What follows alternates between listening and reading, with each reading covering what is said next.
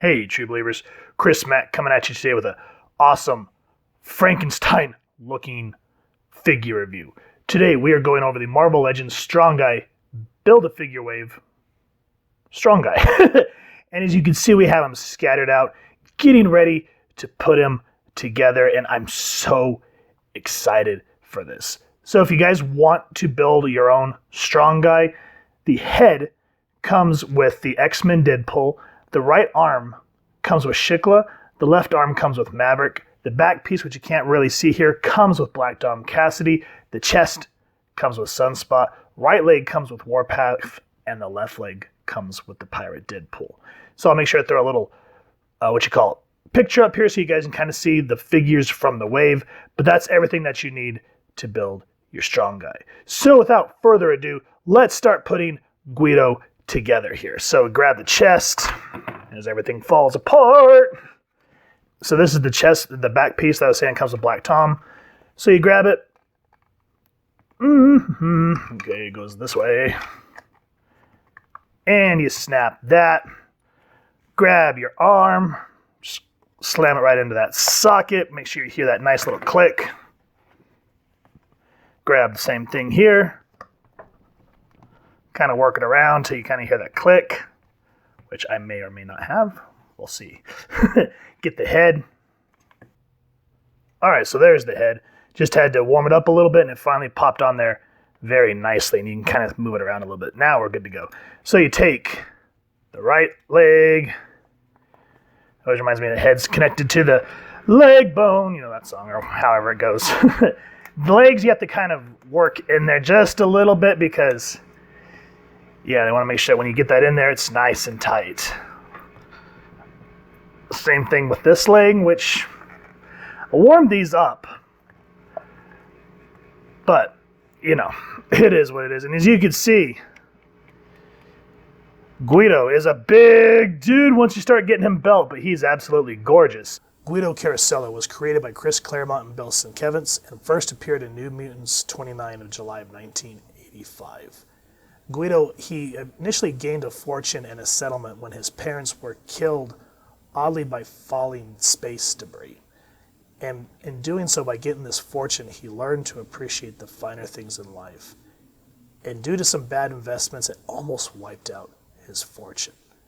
After that, to kind of keep the money flowing, he took a bodyguard gig with Leela Cheney. But when that dried up, he joined X Factor because of the promise of considerable checks. His backstory, skinny and shy, his mutant powers were triggered in a childhood incident with bullies, ending with him being hit by a bus. His body became disproportionately large and over-muscled. And what happens is he absorbs telekinetic energy, and if he doesn't release it, it causes him pain. And this is what happened, is he didn't know what his mutation was, and so he kept growing, and that's how we got the look that we have here. Guido coped with his emotional and physical pain caused by this mutation by developing that jovial, fun-loving, outgoing personality, rarely letting even those close to him see any discomfort so they won't feel sorry for him. In X Factor 86, he's being psychoanalyzed by Doc Samson, and he tells them, if they, meaning my friends, pitied me, it'd kill me. So there's a lot to Guido, and I like how he never really takes the spotlight and cares deeply for those around him that he considers friends. After the events of the Amir Island saga, which ran from July through September of 1991, when the Shadow King took over the people on Amir Island, Guido, along with the majority of the mutants who were there, were recruited by Val Cooper to become the new X Factor team that launched with issue 71 in October of 1991. He came up with his superhero name on the fly during a press release in X Factor 72. They said, "What's your superhero name?" And he just goes, Strong Guy. And everyone's like, Strong Guy? Really? And it adds to the meta-ness that Peter David brought to the book. And he admitted that in real life he had difficulty coming up with a decent code name for the character, so Strong Guy stuck, and it works. Now, with his backstory out of the way, let's talk about the character himself. This looks like the Strong Guy that I know and love. I don't know. I feel like they did a really good job. I mean, there's a few things here and there, and we'll get into it in a second, but just at an overall glance, I mean, they even made sure to give him the tiny feet that they always sort of exaggerated on in the comics whenever he'd get into a fight. I love that they made sure to keep the curlicue. His cool red glasses were always a nice touch to it. The metal here, nice sheen. The yellow, blue to get that X-Men look about it. Zippers and pouches, 90s. Great work all around. Belt looks awesome.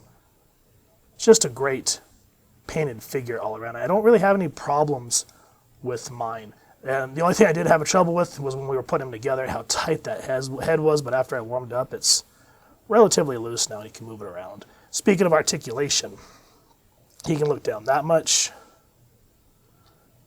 up about that much, and there's a little bit of play so you can move it around. Head turns that way, head turns that way. Arms 360, up this way, up that way, and being able to do that. He pivots at the elbow, and because he's a bigger guy, he can only go 90 degrees on the elbow. Wrist 360, hand, hand. You can crouch down that much, crouch back that much. Turns, nope, and he only turns at the solar plex, not at the waist, sadly. So it's like, oh well. His legs are a little harder. They're, beefcake legs, so that's as far as he can kick out. And then because of the Hasbro butt flap, not so much back. He does have double jointed knees, thankfully. Does have the thigh swivel. Foot go up, foot go down, pivot, pivot, pivot.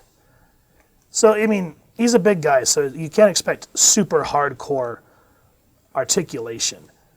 But at least it's there, and you can get some good poses out of him, and he does look comic accurately and just, for me, beautifully well done. Here's Strong Guy next to the figures that it takes to build him, and this is what I'm talking about. It takes 6 of these to build him, plus an additional one that they threw in for snits and giggles. That's a bit much.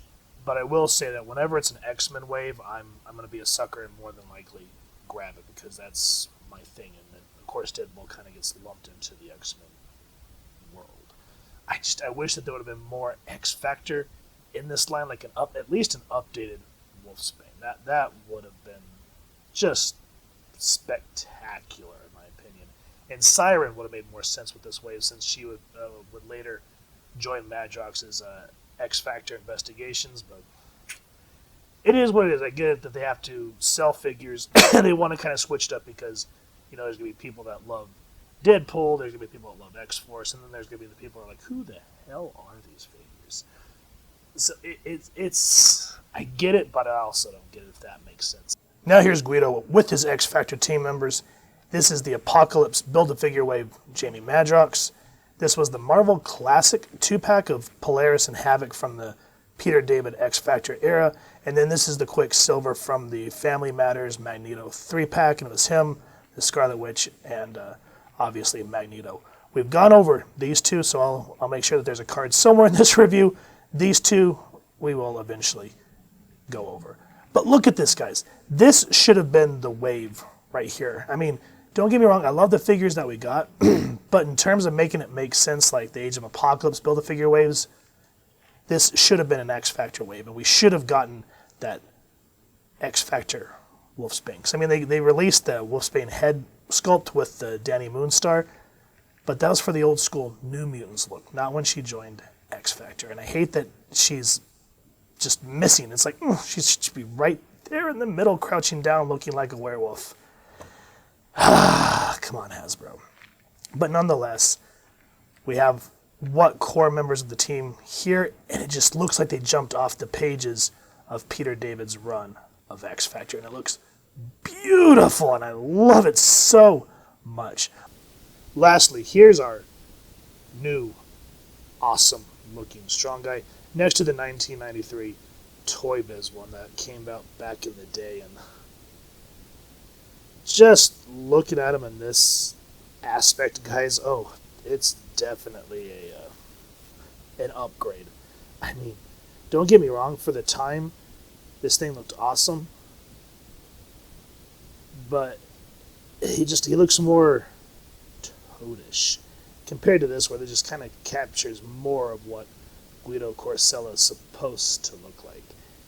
However, we went over the Batman Who Laughs superpowers figure, and I was talking about how I hate that they didn't keep any superpower to it. But check this out. Boom, boom, boom. You know, it actually has the twist in the back, so bam, bam, bam, bam. So I'm glad that at least, you know, you go back in the day and you see the action-packed punching, which of course our guy doesn't have. But those type of things always did eventually wear out, so take it as it is. I'm glad that I have both. This, just for that nostalgia factor and what Toy Biz really tried to do back in the day to get people excited about the X-Men, and then to come, you know, a few decades later, and we get this beautiful piece right here. So I'm happy that both of them are here in my studio, just looking awesome. Do you guys have this figure? What do you think of the old 93 Toy Biz line? I love this figure. I have been a longtime fan of Guido Carosella, and I'm glad to finally have the Strong Guy figure. I wish the Wave made more sense. Don't get me wrong, I love getting X-Force, but wrong team. It's about time that we got a Wolfsbane X-Factor version instead of always having to rely on customization, because that's one of the main ones that all of us have been screaming for, and it would just be great to finally have the full X-Factor team. Now, as for the figure, there's not a lot that I can complain about. The only thing is the tiny feet. Now, granted, in the book, he does have that tiny kind of legs and feet look, but I wish they would have widened him just a little bit more to make balancing this guy 10 times much easier, but I digress. Overall, Paint Apps Sculpt, love this piece.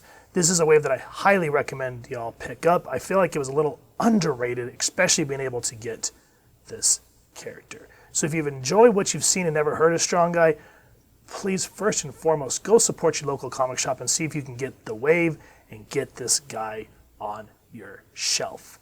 And if not, you can check out Big Bad Toy Store because it is still available at the time of this recording, as we said at the beginning of the review. Speaking of, if you have enjoyed the review, we really would appreciate if you take a moment to like, share, and subscribe. Helps the club channel more than you could possibly know. And if you wouldn't mind hitting that fancy little X-Factor Investigations bell next to subscribe, that way as we continue to upload content, you guys get notified. Come to the channel, and we love talking with you all and hearing your thoughts and feedback down in the comments below or our social media pages, which I'll make sure to leave the links down in the description. So with all that said, photo slideshow coming up next. Hope you all continue to have an absolutely amazing day reading, and happy hunting, true believers.